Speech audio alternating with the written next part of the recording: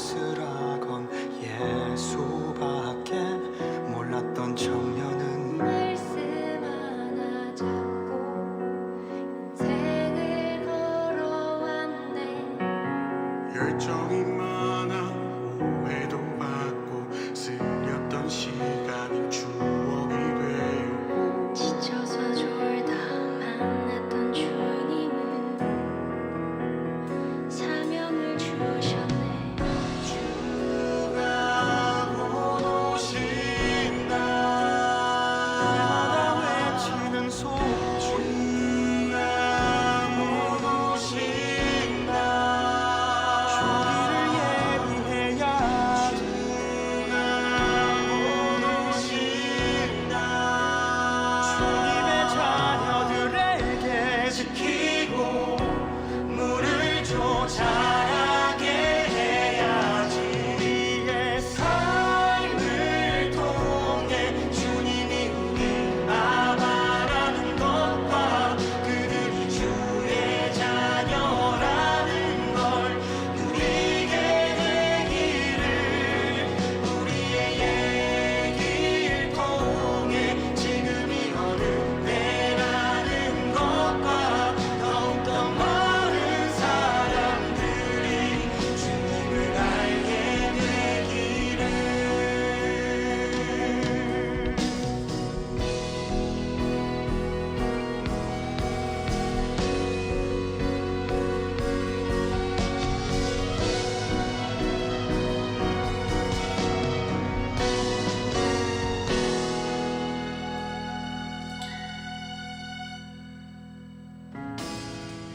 주를 얻어 결혼을 하고 주 오길 바래서 아들을 낳았네. 주여 속히 오소서. 하나님 나라 오기를 바라서 아이를 가졌네. 주님의 통치를 우리 그리워합니다. 주여 곧 오소서. 날마다 외치네. 주가 다스리는 그나갈 주여 곧 오소서. 외치는 소리. 주가 다스리는 그 나라를 보기 원하네. 우리의 삶을 통해 주님의 나라가 오는 것과 주님의 뜻이 이루어지기를 바란답니다. 우리의 인생 안에 주님을 환영하는 순간과 당신의 얼굴을 보기를 간절히 바라옵니다. 우리의 삶을 통해 주님의 나라가 오는 것과 주님의 뜻이 이루어지기를 바란답니다. 우리의 인생 안에 주님을 환영하는 순간과 당신의 얼굴을 보기를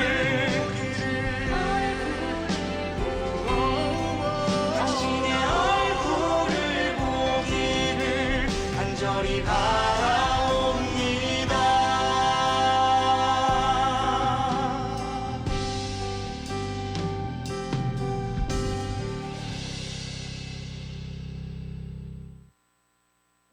드디어 길고 길었던 한 책을 끝까지 달려왔습니다. 오늘은 이제 드디어 이 책의 마지막 장이 20장 삼위 하나님께 영광 돌리는 삶에 대해서 우리가 함께 나누려고 합니다.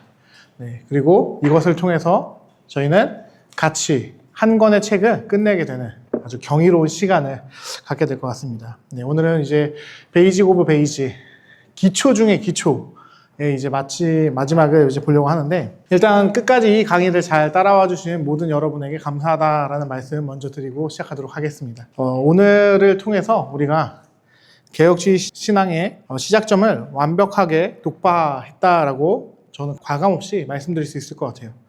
물론 이 책이 뭐 정확하게 이것만이 개혁주의입니다 막 이렇게 얘기하고 있지는 않지만, 그래도 우리가 그 개혁주의라는 것을 이제 시작할 때 어떠한 관점들을 가지고 가면 좋을지에 대해서 분명하게 이야기하고 있다라는 것을 볼 수 있습니다. 그래서 오늘 우리가 이제 본격적으로 살필 내용, 마지막 강의의 내용은 바로 우리의 삶의 목적이 무엇인지에 대해서 함께 생각해보는 시간 갖도록 하려고 합니다. 우리는 이제 대주제였죠. 그 첫 번째가 회심이었고요. 두 번째가 언약, 그리고 세 번째가 교회를 다 살펴보고, 이 순서에 맞추어 그렇다면 하나님께서 주권적으로 회심시키는 자들, 그 언약에 따라서 성경의 말씀대로 구속사적인 구원의 혜택을 받게 된 이들이 교회로서 모여서 어떠한 일들을 하고, 그 교회에 모인 이들이 어떠한 삶을 살아야 되는지 함께 공부하고 있습니다. 특별히 이 4파트 삶에 대해서는 우리는 아마 이제 느끼셨는지 모르겠지만 개혁주의를 중점으로 제가 말씀드리다 보니까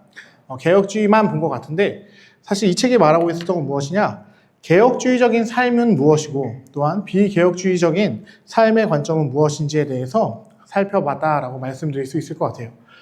간단하게 말하면 이 책은 개혁주의에서 말하는 삶이란 칭의, 즉 결정적인 성화, 이것을 통해 삼위 하나님께서 우리를 위에 이미 이루신 일이 있었다라는 것을 살펴보았고요. 그리고 이 결정적인 성화를 받은 이가 한 걸음 나아가 이제는 성령 하나님의 이끄심 가운데서 성화, 점진적으로 거룩해져 나아가는 그 놀라움의 삶을 살펴보았습니다. 그 하나님께서 계속해서 진행하시는 일이죠. 그리고 최종적으로 이 칭의받고 성화의 삶을 살아가는 이가 최종적으로 도달하게 될 상태, 바로 영화, 최종적 성화에 대해서 살펴보았습니다. 기본적으로 우리의 삶은 예수 그리스도로 말미암아 의롭게 되었다라는 것으로 시작해서 이제 성령 하나님의 은혜로 더 이상 죄인, 다시는 하나님으로부터 버림받을 수 없는 성도가 어떻게 하나님 앞에서, 하나님 안에서 그리스도로 말미암아 거룩해져 나아가는지를 살펴보았고, 결국 마지막에 종례적으로 성령님의 은혜 안에서 영화의 단계까지 이르게 된다라는 것을 봤어요. 그리고 이 성화, 즉 점진적 성화의 관점에서 두 가지 파트를 또 나누어 살펴봤는데 무엇이었냐? 바로 우리가 그렇다면 어떻게 자유라는 것을 이해하고 어떻게 자유를 사용해야 되는 사람인지에 대해서 살펴보았고, 그럼 이러한 자유를 갖고 있는 사람은 어떠한 존재인지, 즉 왕 같은 제사장이다라는 지점도 살펴보았습니다. 겉으로 보면 다양하고 다 다른 이야기를 했던 것 같지만 사실 이 모든 것은 한 목소리로 이걸 말하고 있습니다. 우리의 삶의 목적은 삼위일체 하나님을 영화롭게 하며 영원히 그를 즐거워하며 모든 일을 해야 한다라는 것을 상기시킨다라는 거예요. 그러나 언제나 이런 얘기를 할 때마다 반드시 기억해야 되는 거, 이게 웨스트민스터 소유리 문답에서 말하는 내용이긴 한데, 이걸 이야기하면서 우리가 반드시 기억해야 되는 것은 무엇이냐, 우리가 하나님의 영광을 무언가를 더하거나 뺄 수 있다라는 그런 무서운 생각은 하면 안 된다라는 겁니다. 이미 가장 영광스러운 분이 삼위일체 하나님이십니다. 그분의 영광은 우리가 인정하든 인정하지 않든 변화가 있을 수 없다라는 거예요. 그래서 이 책에서는 이렇게 비유를 통해 말합니다. 가득 찬 양동이가 있다라고 할 때 거기에 물방울 한 방울을 넣는다라고 해서 더 할 수 있겠는가라는 거죠. 여기서는 양동이가 이게 조금 비워져 있는데 저기에 입구까지 가득 차 있는 양동이가 있다라고 할 때 물방울 하나를 더 더한다고 해서 물이 더 늘어나지 않는다라는 겁니다. 우리가 믿는 우리의 신인 삼위일체 하나님은 이미 본질적으로 영광이 충만한 분이다라는 것이죠. 그런데 이런 우리 삼위 하나님께서 택자들을 통해 영광을 받아주시겠다라고 결정하셨다라는 이야기를 이제 풀어 설명하려고 합니다. 그래서 일단 먼저 우리가 알아야 하는 것은 우리 삼위 하나님께서는 창조의 영광을 가진 분이다라는 것을 알아야 합니다. 시편 19편 1절에 보면 이런 말이 나옵니다. 하늘이 하나님의 영광을 선포하고 궁창이 그의 손으로 하신 일을 나타내는도다. 아멘. 네. 또한 사도 바울은 여기에 더해서 이런 얘기도 합니다. 일명 영광의 신학이라고 말해지는 부분의 기초가 되는 내용인데, 로마서 9장 22절과 23절에 이런 말을 합니다. 만일 하나님이 그의 진노를 보이시고 그의 능력을 알게 하고자 하사 멸하기로 준비된 진노의 그릇을 오래 참으심으로 관용하시고 또한 영광 받기로 예비하신 바 긍휼의 그릇에 대하여 그 영광의 풍성함을 알게 하고자 하셨을지라도 무슨 말을 하리요? 라고 이야기한다는 거예요. 첫 번째로 하나님은 그 창조의 능력으로 영광을 받기로 선택하셨고, 두 번째는 그분의 선택을 통해 영광 받기로 결정하셨다라는 겁니다. 그래서 주님은 먼저 누군가를 자비롭게 선택하시는 그 선택하심의 능동적인 행동을 통해 그 은혜와 사랑의 영광을 드러내시기를 선택하신 것이고, 또한 그 반대쪽 내버려 둠을 통해서 거룩과 공의의 영광을 드러내시는 분이다라는 겁니다. 그래서 이 모든 것이 하나님의 영광으로 귀결된다라고 해서 칼빈은 이것을 영광의 신학이다라고 이야기했습니다. 네. 긍휼의 그릇인 우리를 주권적으로 은혜롭게 회심시키시고 그리스도와의 연합 속에서 교회로 부르시고 그리스도 공로의 근거에서 우리를 의롭다 선언해 주시는 것을 통해 그분의 은혜와 사랑이 무엇인지 영광 받게 하신다라는 겁니다. 그리고 이를 통해 스스로 영광 받으시는 것이죠. 네, 이미 우리 안에 행하신 일, 그리고 지금 행하고 계시는 그 일, 그리고 아직 행하지 않으신 그 일을 통해, 즉 칭의와 성화와 영화를 통해 성부 하나님께서는 삼위일체 하나님께서는 영광 받으시기로 선택하셨다라는 겁니다. 그리고 이 은혜를 전적으로 깨달은 사람들은 어떻게 되냐? 그 영광에 흠뻑 젖게 만드신다라는 거예요. 이 영광을 맛본 사람들은 그래서 이 맛본 것을 잊지 못하게 하셨다라는 겁니다. 그래서 우리가 하나님의 어떠하심과 우리를 위해 하신 일에 대해 영광을 돌리는 삶을 살게 하신다라는 것이죠. 이를 성경은 여호와의 이름에 합당한 영광을 그에게 돌리기 위해 산다라고 역대상 16장과 시편 29절에 이야기하고 있습니다. 우리의 찬양을 통해 하나님께서 영광 받으시고 우리의 예배를 통해 영광 받으시며 우리가 죄를 끊고 하나님을 위해 살아가는 그 몸부림치는 것을 통해 영광 받으시며 믿음이 자라남을 통해 영광 받으시고 착한 일에 대한 순종을 통해 삼위 하나님이 영광을 받으신다라는 겁니다. 즉 그래서 우리의 삶에서 삼위 하나님을 영화롭게 하는 데에는 제한이 있을 수 없다라는 것을 우리는 알아야 합니다. 그래서 이를 잘 알았던 우리의 선배들이 웨스트민스터 신앙고백서 1문 1답에 이렇게 적은 겁니다. 그분께 영광 돌릴 때 우리는 비로소 그분을 즐거워하게 된다. 인간의 제일 된 목적은 하나님을 영화롭게 하고 그를 영원토록 즐거워하는 것이다 라고 이야기했다라는 것이죠. 우리의 시선이 삼위 하나님께 고정되어야 합니다. 네, 우린 헛되고 부족합니다. 그러나 우린 오직 그분 안에서 우리의 완전함과 충만함을 본다라는 거예요. 우리가 뭔가가 대단하고 우리가 무언가 이룰 수 있는 존재여서 하나님께 영광을 돌릴 수 있는 것이 아니라 하나님께서 우리 안에서 하시는 그 일로 인하여 하나님 때문에 영광을 돌릴 수 있다라는 겁니다. 그래서 저를 가르쳐 주셨던 많은 분들은 이런 얘기를 했습니다. 하나님께서는 우리를 통해서 영광 받으시는 가장 근거가 무엇이냐? 그것은 내 안에 있는 성령으로 말미암아 영광 받으시는 것이다 라고 이야기했습니다. 내가 무언가를 해서 영광 받는 것이 아니라 내가 성령과 동행하기 때문에 그리스도의 영이 내 안에 있기 때문에 그 영으로 말미암아 이미 충만한 하나님의 영광 그 자체인 성령 하나님으로 말미암아 내가 하나님께 영광을 돌릴 수 있다라는 것이죠. 그래서 우리는 기억해야 합니다. 매일같이 그 하나님과 동행하는 그 즐거움을 누리려고 노력해야 한다라는 거예요. 물론 지금 그리스도를 통해 누리는 연합과 교제는 참된 것은 맞아요. 그리고 분명히 완전한 것은 맞습니다. 그런데 한편으로는 이 기쁨은 불완전함을 가지고 있습니다. 어떠한 부분이냐? 여러분은 주와 같이 길 가는 것 매일같이 즐거우십니까? 주님과 함께하기 때문에 그 어디나 하나님 나라를 살고 계시나요? 네, 우리는 그러지 못한다라는 거예요. 우리는 솔직히 교회에서 예배 드릴 때나 이렇게 강의를 듣는 때나 성경책을 볼 때나 찬양을 들을 때 간헐적으로 하나님이 주시는 평안과 기쁨을 누려요. 그러나 이것이 온전하다, 완벽하다, 우리가 최종적으로 누려야 되는 영광이고 기쁨이다라고 우리는 말하지 못한다라는 겁니다. 그렇기 때문에 이 땅 가운데서 분명히 그리스도를 통해 누리는 교제가 참된 것이고 완전한 것은 맞지만 한편으로는 불완전한 점 어떤 것이냐? 한시적인, 쉽게 사라지는 기쁨이라는 한계점이 있다라는 겁니다. 그래서 우리는 이 기쁨을 놓치지 않고 그것을 영원히 소망하고자 발버둥치는 소망을 가진 사람들입니다. 보통 기독교에서 말하는 소망이란 단어는 다른 걸 이야기하지 않아요. 이 기쁨이, 그리스도로 말미암아 내가 누리고 있는 이 기쁨이 없어지지 않는 상태, 그 기쁨으로 충만해지는 상태를 소망이라 말합니다. 그래서 무엇이 소망이냐? 예수의 재림이 소망인 거예요. 재림 소망이라는 말 많이 들어보셨죠? 우리가 재림을 소망하는 이유는, 그것을 소망이라고 말할 수 있는 이유는 바로 거기에 있는 것입니다. 이 땅 가운데서는 한시적, 간헐적으로 누리지만 예수가 다시 오시는 그날 온전하게 누리게 될 기쁨과 영광이 있기 때문에 우리가 재림신앙을 갖는다라는 거예요. 그래서 우리는 그분이 오시면 영원한 참 즐거움을 갖게 될 것이다. 지금 누리는 이 즐거움도 너무너무 좋지만 그때 누리는 즐거움과는 비교가 되지 않을 것이다 라는 것을 알아야 돼요.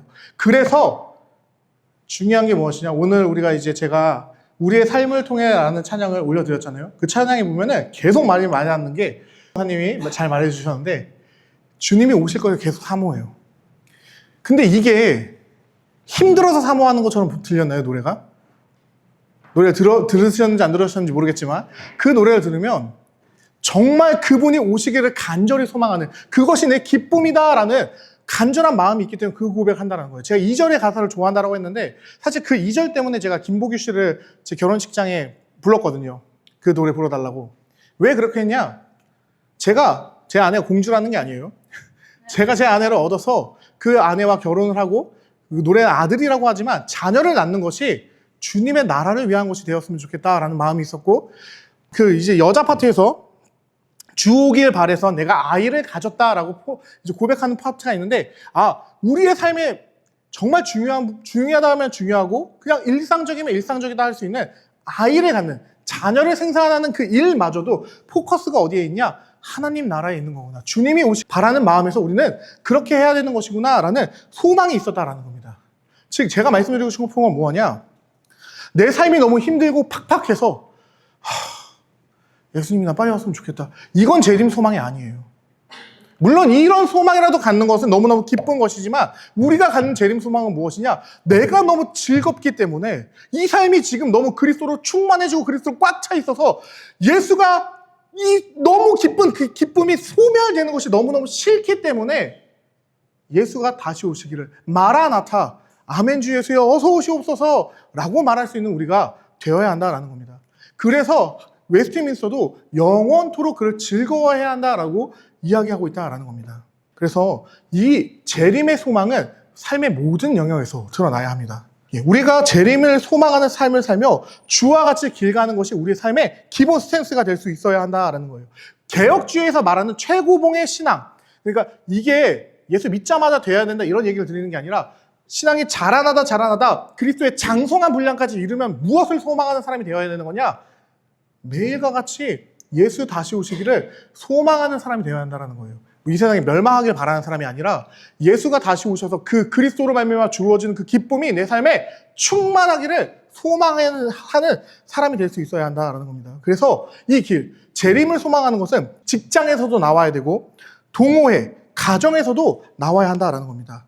어느 길이든 주와 같이 걷는 걸음으로 즐거움으로 걸으며 그곳에서 하나님의 통치를 받는, 하나님의 나라, 하나님의 왕국을 살아내는 존재가 되어야 한다는 거예요. 물론 계속 말씀드리지만 우리가 이 땅 가운데서 누리는 그리스도의 동행은 불완전하긴 합니다.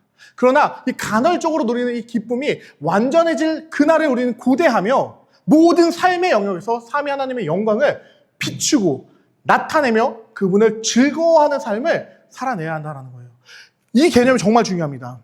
우리가 하나님께 영광을 올려드리는 게 아니라 그분의 영광을 비춘다라는 것을 기억해야 한다는 거예요.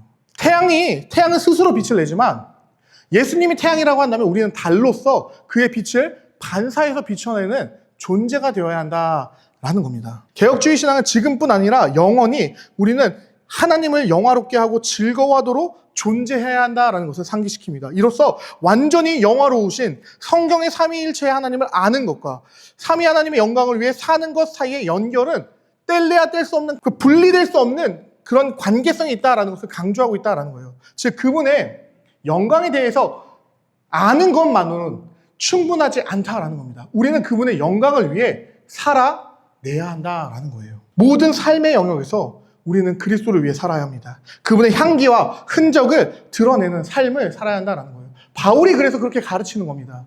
너희에게 그리스도의 흔적이 있어야 한다. 너희가 예수의 향기를 내야 한다라고 말이죠. 쉽게 말하면 개혁주의 신앙의 진리들은 우리 삶의 모든 영역에 생명을 주는 영양분을 공급해야 한다라는 거예요. 지식에만 머무는 것이 아닌 삶으로 드러나야 한다라는 겁니다.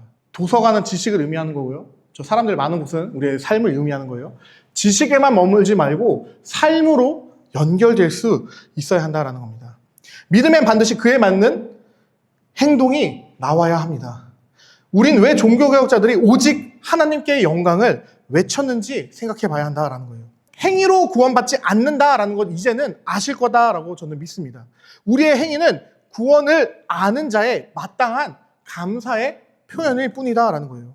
왜 이 책이 개혁주의를 이야기하며 마지막을 삶으로 마치는지 우리는 진지하게 생각해 봐야 합니다. 개혁주의 신앙은 삶의 모든 영역에 영향을 주는 진리의 체계이기 때문이다라는 거예요. 즉 여기 개혁주의 해서 어떠한 신학 사조를 이야기하는 것이 아니라 개혁주의가 말하는 것은 성경이 우리의 삶에 영향을 미쳐야 한다라고 이야기하고 있다라는 겁니다. 우리는 성경을 통해서 교리와 삶의 균형을 맞춰 나가는 사람들이 되어야 한다라는 겁니다. 성경에서 가르치고 있는 4분 오열되어 있는 가르침들을 집대성에서 섹션별로 묶어놓은 것이 조직신학입니다. 그 조직신학적인 교리를 통해서 이것이 그냥 내 머릿속에만 머물고 많은 것이 아니라 이 머릿속에 머문 것이 내 삶으로 드러나게끔 해야 하는 것이 마땅하다라는 겁니다. 그리고 이 균형을 계속해서 강조해온 것이 개혁주의였다라는 것이죠.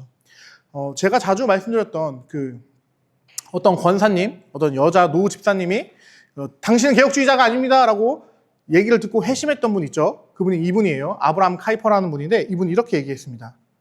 하나님께 영광 돌리기 위해 모든 힘을 다해 삶의 모든 영역을 바치라는 높고 거룩한 부르심이 개혁주의가 말하는 삶의 해석이다라고 말했어요. 이분은 일단 위대한 목회자였습니다. 3대 칼빈주의자라고 불릴 정도로 우리 교단 내에서도 아주 입지가 대단하신 분이에요. 동시에 이분은 한 나라, 네덜란드의 총리였습니다. 또한 자유대학이라는 대학을 설립한 사람이었고 그 대학에서 이제 교수로서 가르치는 삶까지 사셨습니다. 그는 자신의 모든 삶의 영역이 그리스도의 주되심에 종속되어야 한다라는 것을 알았다라는 거예요. 그래서 그는 그리스도께서 내 것이라 말씀하시지 않은 창조물은 하나도 없다라고 즐겨 말했다고 합니다. 그래서 결과적으로 그가 말하고 싶었던 것은 무엇이냐? 나의 삶은 주님의 것, 당신의 것입니다 라고 말을 하는 삶의 일관성을 보여주는 사람이었다라는 거예요.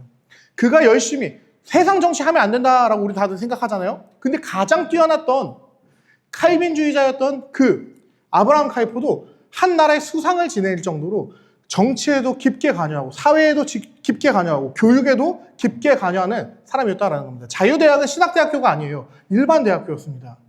일반 대학교를 만들고 그 학교에서도 가르치는 사람이었다라는 겁니다. 네, 아브라함 카이퍼와 종교개혁자들은 세상을 성경적으로 개혁해 나갔습니다. 근데 문제는 무엇이냐? 오늘날 기독교는 세상을 흉내내거나 아니면 반대로 도망치는 모습을 보이기에 급급하다라는 거예요. 더 심각한 모습은 무엇이냐? 이 흉내내는 것이 극단적으로 치우치면 그리스도인들 자신만의 문화를 만든다라는 거예요. 세상을 변혁시키는 문화가 아니라 우리끼리만 모여서 만드는 문화로 하위 문화, 세상에 있는 하위 문화로 만드는, 즉 도망치는 방법을 선택한다라는 겁니다. 이는 이상한 것입니다. 왜냐? 여러분, 하나님께서 세상을 만들면서 우리에게 주신 명령은 첫 번째 명령은 문화 명령이었습니다.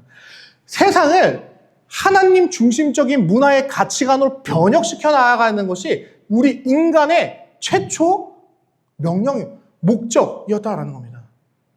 기독교라는 이름 아래로 도망치거나 세상 문화를 흉내내는 정도로 머물면 우리는 안 됩니다.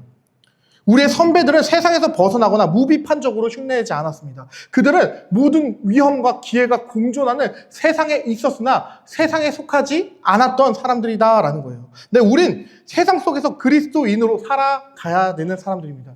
그래서 우리 담임 목사님께서 내년에 지은 표어가 그사세, 그리스도인으로 사는 세상인 겁니다. 그리스도인의 세상이 아니라 그리스도인으로 세상 가운데서 살아내라라고 이야기하고 있다라는 겁니다. 성경의 가르침대로 성부께서 이 악한 세상 가운데 우리를 지켜주실 것을 믿으며 그 가운데서 이 악한 세력들을 무너뜨려 나아가는, 즉 하나님 나라의 가치를 넓혀 나아가는 일들을 우리가 해내야 한다라는 겁니다. 이에 대해 루터는 이렇게 말했습니다. 세상 가운데 하나님의 임재 안에서 살아간다. 여기서 그 유명한 말 코람데오가 나온 거예요. 하나님 앞에서 내가 무엇을 하든 하나님 앞에서 한다. 내가 혜리랑 놀아주는 그 시간도 하나님 앞에서. 바울이 말하잖아요. 내가 사람에게 좋게 하랴 하나님께 좋게 하랴.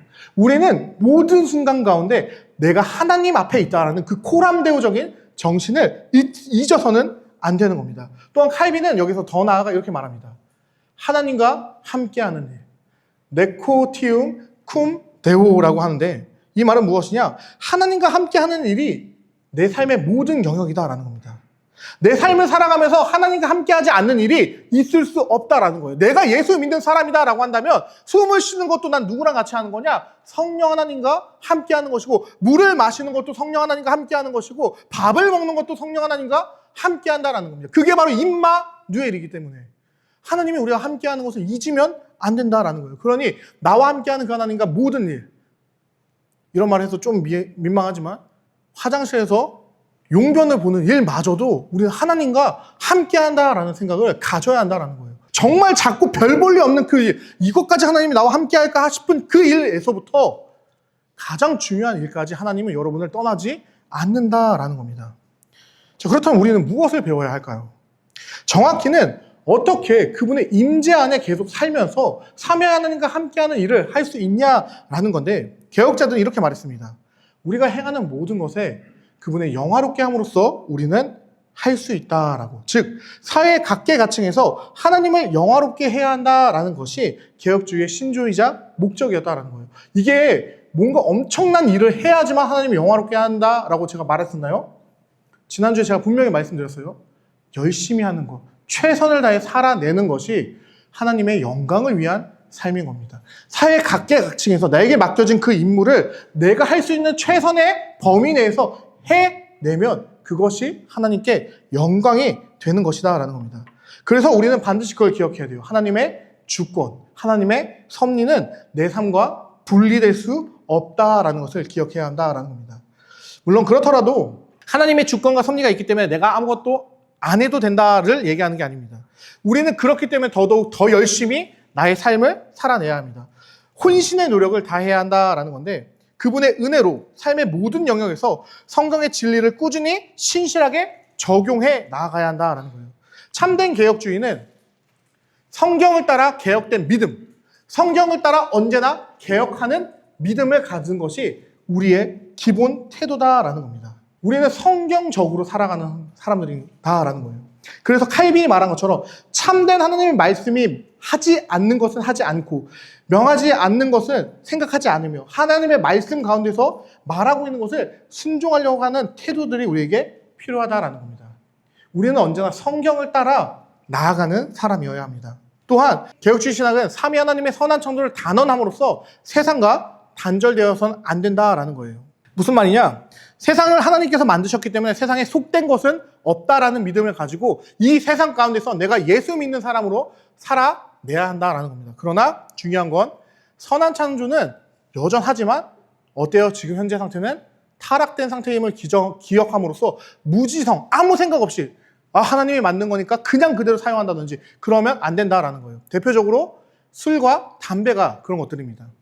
하나님이 세상을 만들었어요. 아름답게 만들었다고 해서 술이라는 것은 가치 중립적인 겁니다. 이것을 가지고 이거는 뭐 죄야, 이것은 뭐 선이야 이렇게 하는 것이 아니라 이것을 성경적으로 충분히 잘 생각하고 나와 함께하는 공동체 가운데 이 문제로 인해서 넘어지는 사람이 있다고 한다면 나의 자유를 제한해낼 수 있는 성경적인 사고관을 가져야 한다라는 겁니다. 우리는 지상 명령을 진지하게 받아들임으로 타락한 세상을 향해 속죄의 필요를 선언해야 되는 사람들이며, 또한 문화 명령을 기억함으로써 세상 가운데 그리스도의 문화를 널리 알리는, 하나님 나라의 가치를 드러내는 사람들이 되어야 한다라는 거예요. 그래서 하나님께서 우리를 대리 통치자, 즉 왕과 같은 제사장으로 삼았다라는 것을 기억하셔야 합니다. 여러분이 살아가는 숨쉬는 모든 공간에서 왕과 같은 제사장이다라는 겁니다. 기독교는 하위 문화나 흉내내기가 아닙니다. 우리는 이 세상의 모든 문화를 다스리시는 만유의 주님의 증인이다라는 거예요. 그렇다면 그리스도의 주되심이 어떻게 우리의 삶의 모든 영역을 변화시키며 또 이렇게 독특한 기독교 세계관을 갖게 할 수 있는지를 한번 살펴보려고 합니다. 바로 그리스도의 주되심이 어떻게 기독교의 세계관과 연결되느냐라는 것을 살펴보려고 하는 건데, 먼저 왜 모든 영광이 삼위 하나님께 돌려져야 하는지 한번 생각해 보려고 합니다. 왜 하나님께 우리는 영광을 돌려야 할까요? 사실 이 질문은 너무나도 간단한 질문입니다. 세상이 홀로 존재했나요? 아니죠. 성경은 모든 것이 그분에게서 나오고 그분으로 말미암으며 그분에게로 돌아간다라고 가르칩니다. 세상은 없음이었어요. 아무것도 아닌 것이었습니다. 즉 삼위 하나님의 창조가 없었다라고 한다면 존재할 수 없던 게 이 세상입니다. 그렇기에 우린 그에게 영광을 돌려야 되는 게 당연합니다. 나의 존재가 가능하게 해주셨기 때문에. 이 존재라는 것 자체가 삼위 하나님이 아니었다면 불가능하다라는 것을 깨달은 존재는 그분에게 영광을 돌리는 건 당연하다라는 거예요. 그래서 자연과 그 모든 세계는 그냥 그 존재로도 하나님께 영광을 돌리고 있다라고 성경이 가르치는 겁니다. 근데 중요한 포인트는 그렇다면 죄인인 인간은 어떻게 하느냐인 건데, 그렇기 때문에 구속된 이들만 이젠 성경을 통해 내가 하나님의 자녀고 내가 하나님의 피조물이구나 라를 깨달은 상태로 그분께 인격적으로 영광을 올려드릴 수 있다라는 겁니다. 이를 분명히 알았던 다윗도 그래서 선언합니다. 모든 것이 주님의 소유물로 가득하다라고 말이죠. 시편 104편 24절에 나옵니다. 시편은 이 세상의 모든 것이 다 삼위 하나님의 소유임을 분명하게 드러내고 있습니다. 그분께서 영원한 창조주요 소유주로서 홀로 만유에 대한 사법권과 지배권을 가지십니다. 그분의 권세에는 한계가 없습니다. 왜냐? 그분은 만유의 주인이시기 때문이다라는 거예요. 모든 하늘, 모든 땅, 모든 사람, 모든 것에 대한 절대적인 권위와 지배권을 갖는 분이 삼위 하나님입니다. 성경은 분명 그분의 다스림이 땅 끝까지 미친다라는 것을 가르치고 있습니다. 우리의 신이신 삼위일체 하나님은 모든 것을 다스릴 뿐 아니라 그분의 다스림은 결코 끝이 없습니다. 그분의 보좌는 영원합니다. 그리고 그분의 권세를 성부께서는 구속의 성취를 이루신 자신의 아들 예수 그리스도께 주셨다라는 겁니다. 그렇다면 이런 놀라운 분을 영광스럽게 하고 영원토록 즐길 수 있는 방법은 무엇인가 라고 할 때 이 책은 우리에게 이 방법을 알려줍니다.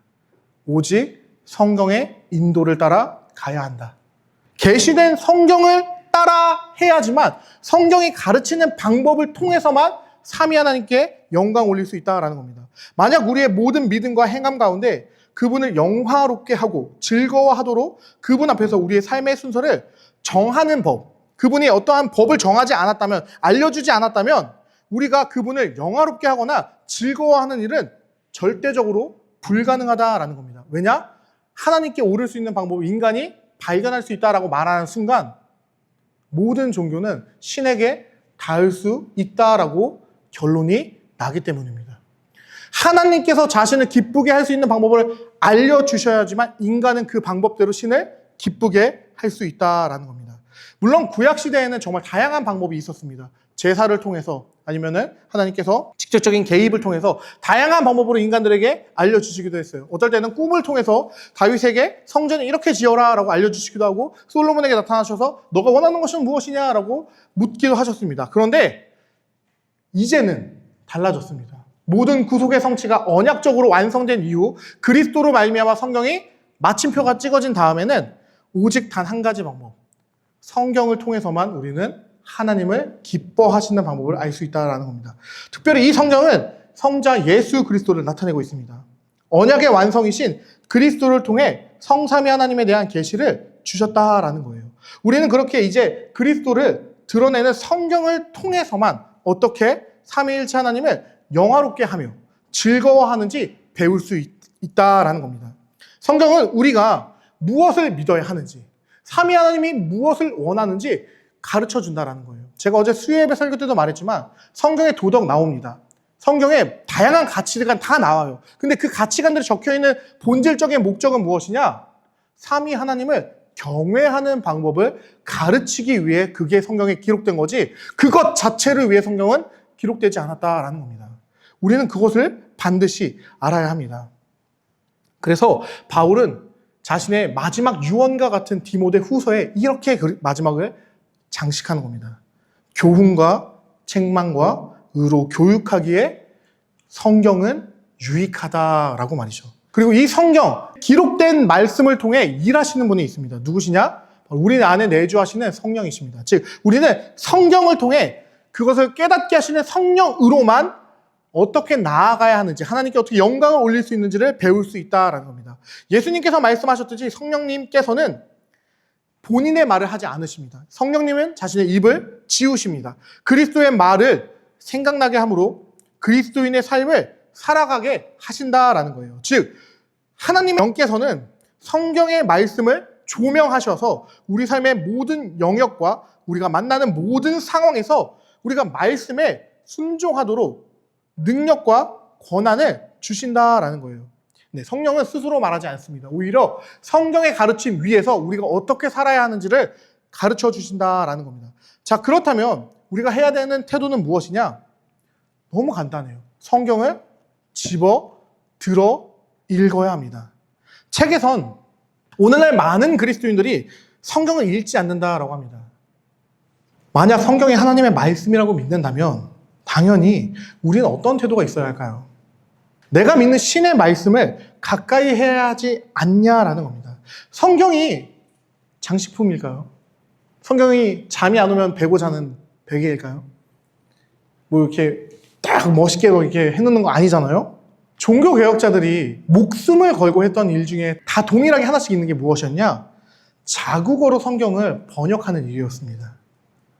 왜 그들이 그 목숨을 걸고 성경을 번역했을까요? 루터는 심지어 그 자국어로 성경을 번역하는 것 때문에 목숨이 수십 번을 노려져요.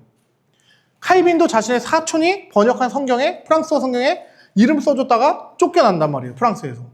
왜 그렇게 자국어로 번역되는 성경에 대해 이렇게 이들은 목숨을 걸었을까요? 신자가 스스로 성경을 읽고 성경의 가르침 위에 서기를 소망했기 때문입니다.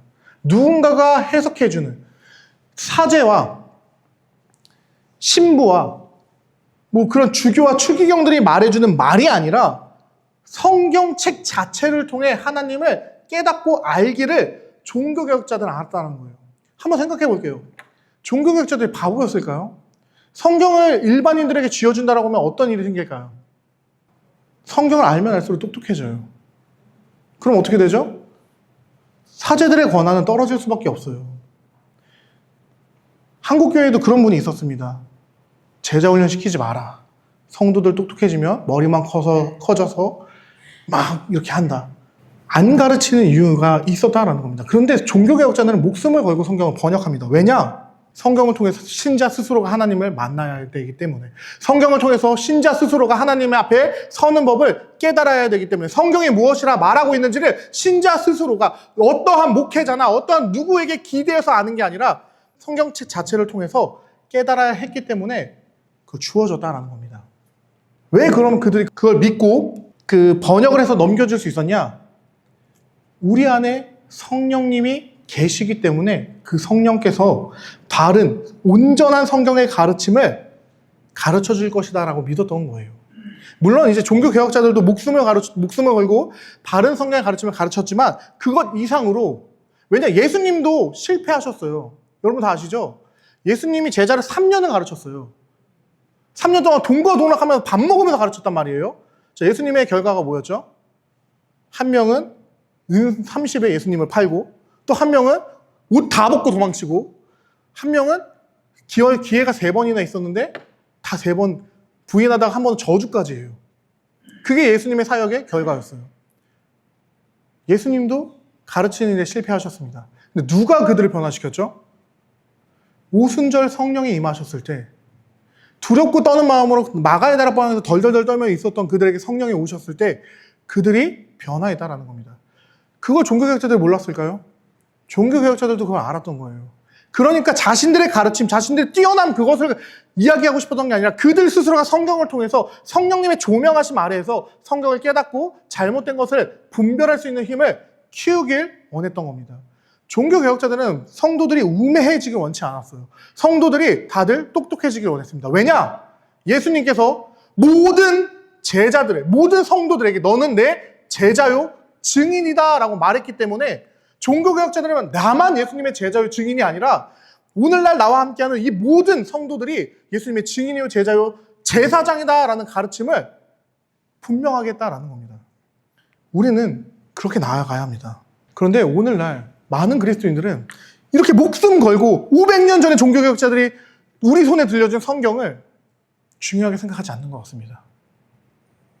오직 성경은 다들 말해요. 모든 교회, 오직 성경을 말하지 않는 교회는 없습니다. 그런데 삶에서도 오직 성경이 드러나는가라는 걸 물어봤을 때 이 책이 평가하는 건 오순절 감리교가 아니에요. 개혁교회입니다. 1차적으로 개혁교회를 비판하고 있다는 거예요. 오직 성경을 다 말하는데 개혁교회마저도 전혀 삶에서 오직 성경이 드러나지 않는 삶을 살고 있다라고 말하고 있다는 겁니다. 오늘날의 장로교회가 전혀 성경, 매일같이 오직 성경을 얘기하는데 그 오직 성경이 드러나지 않는 삶을 살고 있다는 것이죠. 성경은 일주일에 한 번 교회에서 읽는 책이 아닙니다. 우리의 믿음과 행함에 있어서 최고의 기준이죠. 그렇다면 이는 매일의 삶에서 성경을 읽는 시간이 우리에게 필요하다라는 겁니다. 그리고 그 성경대로 우리는 살아내야 합니다. 그러나 오늘 많은 그리스도인들은 입으로는 성경을 중시한다라고 하지만 성경보다 더 중요하게 여기는 게 많은 시대다라는 거예요. 겉으로는 그러지 않는 것 같아요. 그런데 실제로 삶의 영역에서 성경과 무언가 충돌할 때 많은 이들이 뭐라고 얘기하냐? 성경은 구원에 관련된 책이야. 성경은 믿음에 관련된 책이야. 이건 얘기 안 해. 라고 이야기하며 터부시한다라는 거예요. 아, 성경은 부동산 얘기 안 하잖아. 성경은 뭐 얘기 안 하잖아. 이런 얘기하면서 성경을 밀어낸다라는 겁니다. 삶의 영역에서 다르다라고 얘기한다라는 거예요. 그러나 이런 핑계는 모든 삶을 다스리시는 그리스도의 주되심과 그 모든 삶에 대한 그분의 말씀이 지니는 충분성을 얼마나 조금도 이해하지 못하고 있는지를 보여준다는 거예요. 바울이 뭐라고 말합니까? 모든 성경은 우리를 의로 교육하기에 유익하며 우리를 가르치는데 분명하다라고 이야기하고 있어요. 우리의 모든 삶의 영역에서 성경은 답이 된다라고 이야기하고 있는데 우리는 그러지 않은 삶을 살고 있다라는 겁니다. 성경이 하나님의 감동으로 된 것으로 모든 선한 일을 온전하게 갖추기 위해 우리로 아무 부족함이 없도록 하기 위해 주어졌는데 우리는 그렇게 보지 않는다라는 겁니다. 바울의 말을 생각해 봅시다. 모든 생각을 사로잡아 그리스도에게 복종하게 한다라고 바울이 이야기하고 있는데 이 얘기는 무슨 말이냐? 삼위 하나님 알기를 반대하는 모든 것들을 무너뜨려야 한다라는 겁니다. 곧 우리의 생각은 예술, 과학, 역사, 수학, 경제, 심리학, 철학 무엇이든 그리스도에게 사로잡아 복종되어야 된다라는 거예요. 부동산도 마찬가지고 요즘에 핫하다는 그 코인 그것도 그리스도 앞에서 무너져야 한다라는 겁니다. AI도 그리스도 안에서 복종되어야 한다라는 거예요. 그걸 대하는 우리의 생각과 태도가. 그렇기에 바울은 또 계속 이렇게 말한 겁니다. 말이나 행동이나 우리가 무엇을 하든지 그분을 통해 하나님 아버지께 감사를 드리면서 주 예수 그리스도의 이름으로 행하도록 그리스도의 말씀이 우리 안에 풍성하게 거하도록 해야 한다라고 말해요. 그래서 바울이 먹는 것과 마시는 것, 즉 아무것도 아닌 제일 가벼운 그 행동에서조차 하나님의 영광을 위해 행해라라고 이야기한다라는 겁니다. 성경은 우리에게 주님을 위해 살고 죽으며 마음과 뜻과 힘을 다해 목숨을 다해 주 하나님을 사랑하고 그리고 이웃까지 사랑해라라고 가르치고 있다는 거예요. 그렇다면 삼위 하나님의 영광을 위해 사는 삶에 대한 핵심이 이것이다라고 한다면 이걸 가지고 우리가 그럼 진짜 어떻게 살아야 할까요? 사실 이 얘기 들어도 여러분도 그래도 목사님 여전히 부동산과 여전히 학교 보내는 거 여전히 대학 문제, 뭐 취업 문제에 대해서 성경에 말 안 하는 것 같은데요? 라고 할지 모르겠습니다. 물론 성경이 우리 삶의 모든 영역에 대해서 상세하게 다 기록하고 있진 않아요. 이렇게 살아라 저렇게 살아라 다 지시하지 않습니다. 그러나 중요한 건 무엇이냐? 핵심적인 가르침, 즉 세부적인 삶을 어떻게 살아가야 하는지에 대한 방향은 다 가르치고 있다는 겁니다. 어떠한 원리를 가지고 이것들을 판단해야 되는지를 대원칙을 가르치고 있다는 겁니다. 그러나 우리는 모든 상황에서 성경에 그렇기 때문에 우리는 모든 상황에서 이것을 적용해야 돼요. 물론 쉽지 않습니다. 그러나 이게 역시 우리의 임무다라는 거예요. 그래서 이것을 기독교에서 무엇이라 말하냐? 기독교 세계관이다라고 얘기하는 거예요. 우리가 어떠한 세계관을 가지고 어떻게 세계를 바라볼 것인지에 대해서 이해해야 한다라는 겁니다. 특별히 이런 일들에 가장 열심히 했던 사람들이 영국에 살았던 청교도라는 사람들이 있습니다. 물론 그들이 과격했던 지점도 있어요. 그래서 혁명 일으켰다 하면 쫓겨나기도 했는데, 그러나 그들의 출발은 철저히 성경적인 삶을 어떻게 살 수 있을까에 대한 고민을 하는 사람들이었다라는 겁니다. 그래서 제임스 패커라는 20세기 최고의 신학자라고 말해지는 분이 이렇게 말합니다. 청교도들은 그리스도인의 삶의 모든 부분, 즉 하나님과 하나님의 창조물과 그와 관계, 가족과 교회와 세상 안에 있는 다른 사람들과 그와의 모든 관계, 또한 자기 훈련과 자기 관리 전반에 걸친 자신과의 관계는 주님께 거룩하게 되어야 한다고 제대로 이해한 자들이었다라는 거예요. 물론 그들이 과격해진 지점들이 있었지만 청교도의 원래 코어는 그것이 아니라 어떻게 하면 주님 앞에서 거룩할 수 있을까를 고민하는 사람들이었다라는 겁니다. 주님께 거룩이라는 청교도의 개념은 아주 중요한 개념입니다. 이건 정신적인 훈련, 어떤 정신적인 연습 이런 얘기를 하는 것이 아니라 오히려 개인의 삶과 사회적 기관들이 만든 물리적인 것이다 라는 데 우리는 주목해야 한다라는 거예요. 그들은 모든 삶의 영역, 즉 거실과 교회와 회사와 시장에서 어떻게 하면 그리스도인으로 살 수 있을지를 고민했던 사람들이었다라는 겁니다. 왜냐하면 삶의 모든 것이 주님이신 그리스도께 연결되었다라고 보았기 때문에 모든 삶에서 주님께 거룩을 실천하고자 노력했다라는 거예요. 그러나 오늘날 우리는 자주 그리스도의 주되심을 개인적인 한 영역에 제한하려고 해요. 나의 삶에서, 교회에서, 가정에서도 가정예배 드릴 때 이런 식으로 그 주님의 주되심을 제한하려고 하는데 그렇지 않다라는 겁니다. 우리의 주되심은 만유의 주이시다라는 것을 기억해야 합니다. 아브라함 카이퍼는 이렇게 말했습니다. 엄격한 순종으로 모든 삶을 그분을 예배하는 데 드리며 믿음을 작은 방이나 작은 집이나 교회에 국한시키기를 거부하는 것이 개혁주의의 유산이다라고 말했어요. 위그노라고 있습니다. 프랑스에서 개혁교회를 다니는 사람들을 위그노라라고 불렀는데 프랑스 산업혁명에 주된 가장 큰 영향을 미친 사람들 중에 한 명이었다라고 해요. 왜냐하면 그들이 그렇게 근면성실했대요. 정해진 시간에 출근하고 정해진 시간에 퇴근하고 그 누구보다도 그 시간에 최선을 다해서 삶을 살고, 왜 그랬냐? 그들이 개혁주의적인 삶의 모범을 따르고자 했던 사람들이었기 때문이다라는 겁니다. 이 전반적인 이해를 가지고 삶을 살아내는 사람들이었기 때문에 하나님께서 나를 이곳에 보내셨으니 나는 오늘도 최선을 다해 그분을 예배하는데 삶을 집중하겠다라는 삶을 살아냈다라는 겁니다. 또한 클래런스 보우마라는 사람이 있습니다. 그분은 또 이렇게 말했습니다. 삶의 모든 영역에서 그리스도인이 증인이 되어야 한다. 가정에서, 교회에서, 학교에서, 나라에서, 그리고 다른 모든 사회 영역에서 그리스도인의 증인이 되어야 한다. 복음을 설교하고 사회를 개혁하는 일은 특권층만의 것이 아니다. 삶의 모든 관계에서 하나님께 영광 돌리며 사는 것은 인간 활동의 모든 영역에서 왕을 위한 군사가 되는 것이다. 참되고 완전한 그리스도인이 되는 바로 그 본질에 속한 것, 그리고 서투른 모방이 아닌 이 임무에 헌신하는 참된 칼빈주의자 되는 것이다 라고 이야기했다라는 거예요. 즉 이분이 말하고 싶은 건 개혁주의, 정말 성경적으로 살려고 하는 사람은 어떠한 사람들이냐? 성경이 말하는 대로 모든 삶의 영역에서 예배자로 사는 사람이어야 한다라고 말했다는 겁니다. 그런데 왜 이렇게 말할 수 있냐? 이제는 바른 구원에 대한 이해가 있었기 때문이에요. 구원을 이해하기 위해서는 우리의 실존을 좀 이해해야 되는 필요성이 있습니다. 우리는 내가 구원받았다라는 것을 그냥 내 영혼이 천국 간다 정도로 이해를 하는데, 개혁주의 구원론은 그렇게 가르치지 않습니다. 개혁주의에서 구원론을 가르칠 때 먼저 말하는 건 우리는 전적으로 타락한 존재였다라고 말을 해요.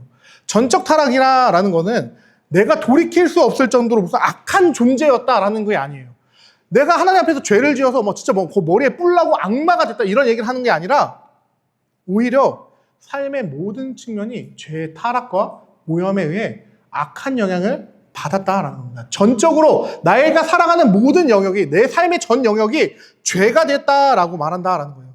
죄가 삶의 모든 측면에 영향을 미쳤다라는 거예요. 그렇기 때문에 죄로부터 구원받았다라는 것은 무엇이냐?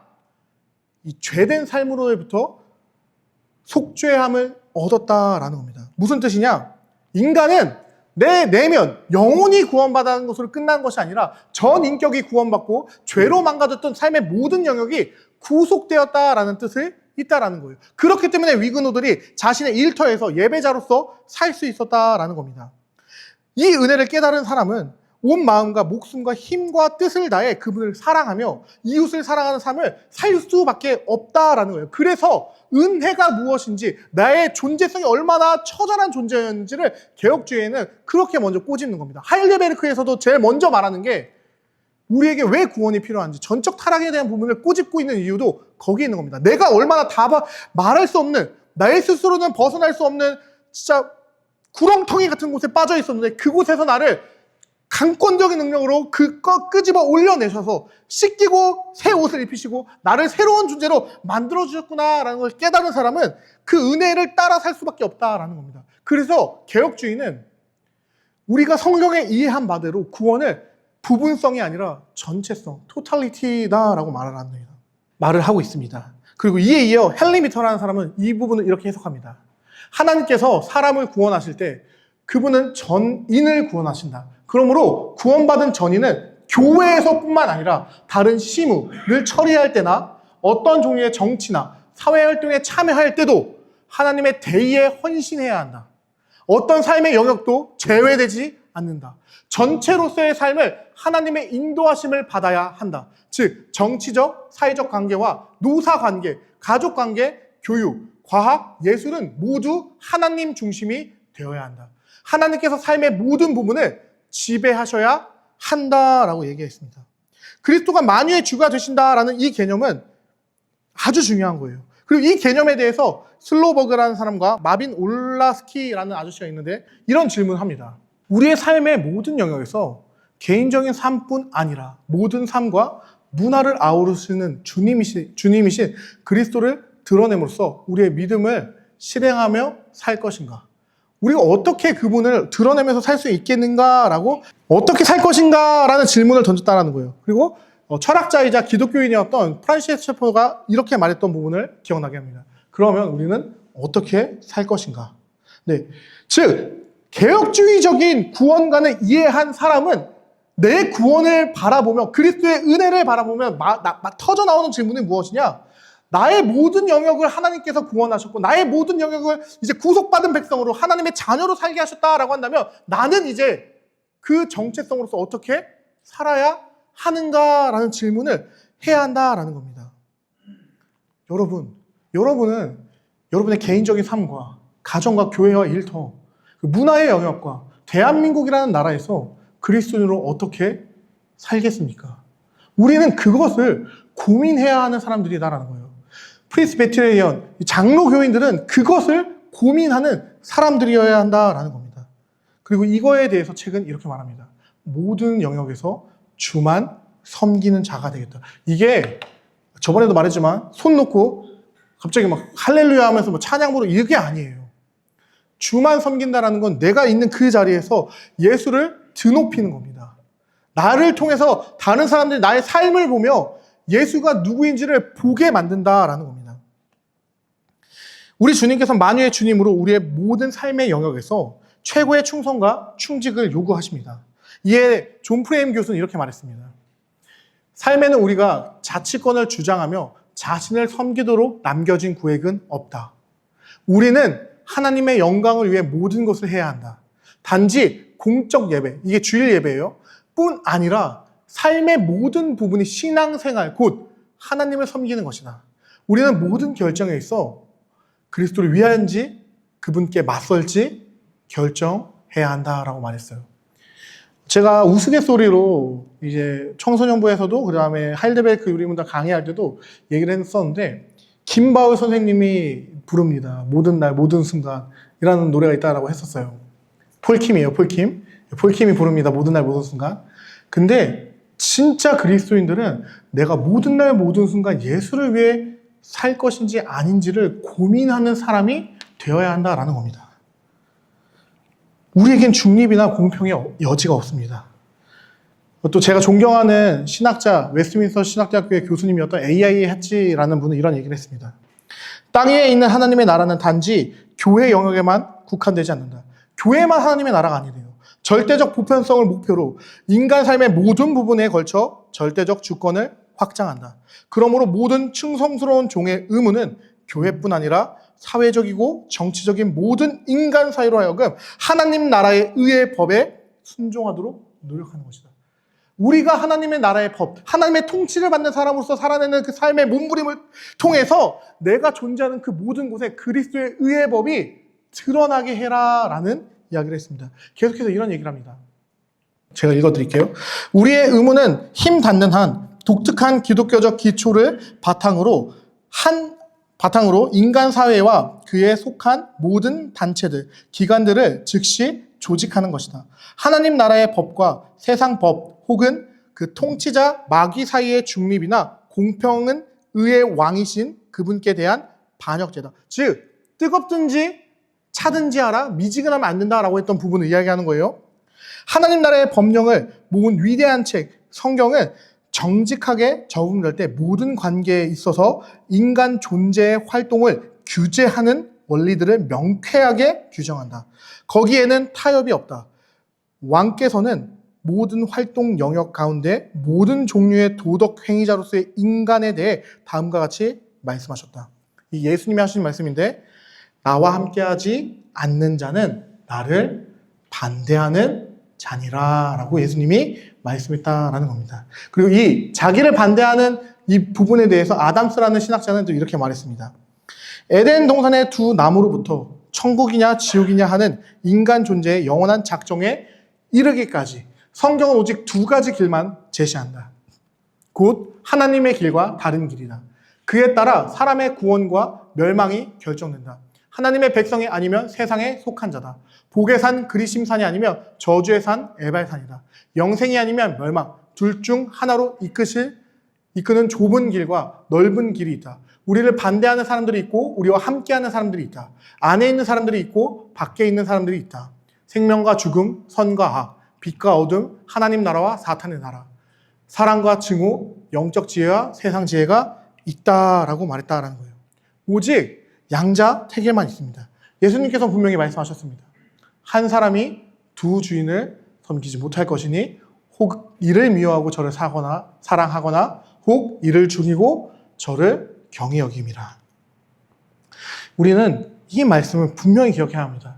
예수님께서 마태복음에 보면 계속해서 둘을 나누는 이야기를 참 많이 하세요. 마태복음이 참 그런 얘기가 제일 많이 나오는 성경인데, 좁은 길도 마태복음에 나오고 양과 염소도, 그리고 가라지와 알곡도, 지금 이 두 주인 비유도 웬만한 다 이게 나누는 얘기는 마태복음이 제일 많이 나옵니다. 근데 그 마태복음도 예수님이 하신 이야기다라는 거예요. 우리는 이것을 기억했으면 좋겠습니다.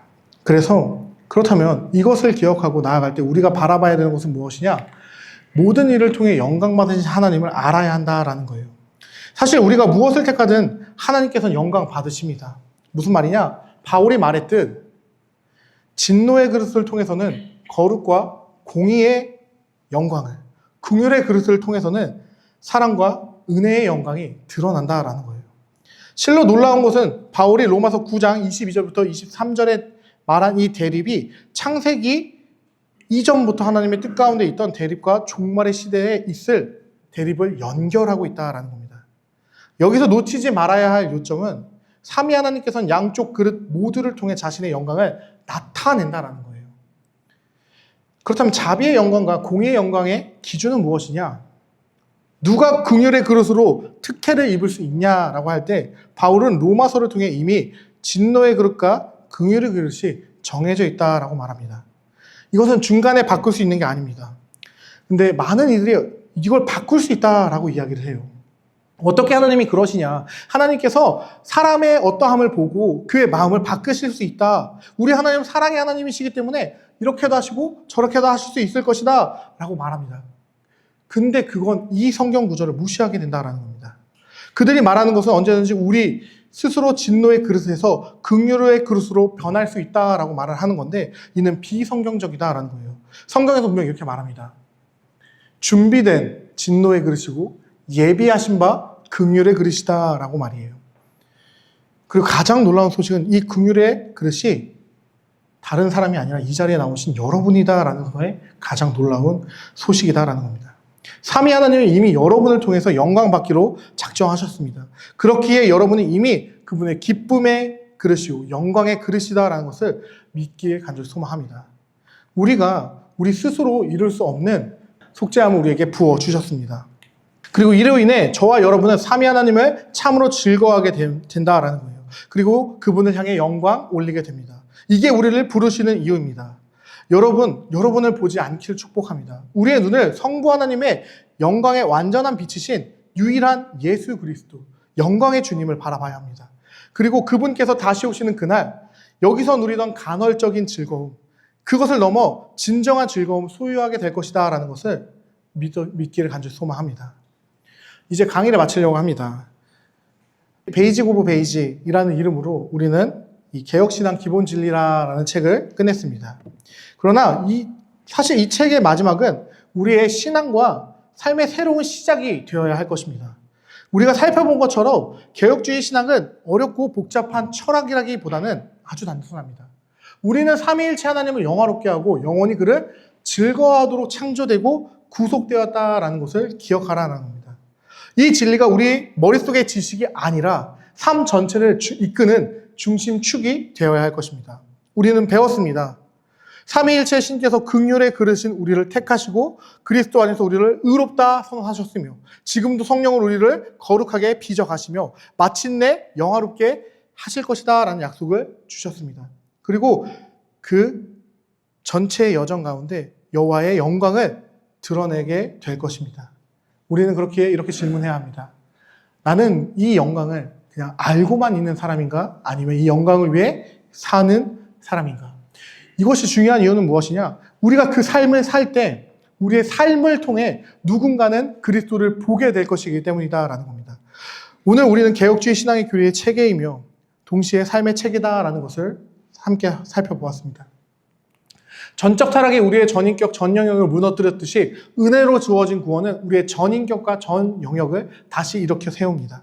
그래서 가정, 직장, 돈 쓰는 방식, 시간 사용하는 습관, 인간관계, 문화 탐방, 문화 소비, 정치적인 선택까지 어떤 영역에서도 우리는 중립적인 영역을 가질 수 없습니다. 그리스도의 가치관인 성경적으로 판단한다라는 겁니다.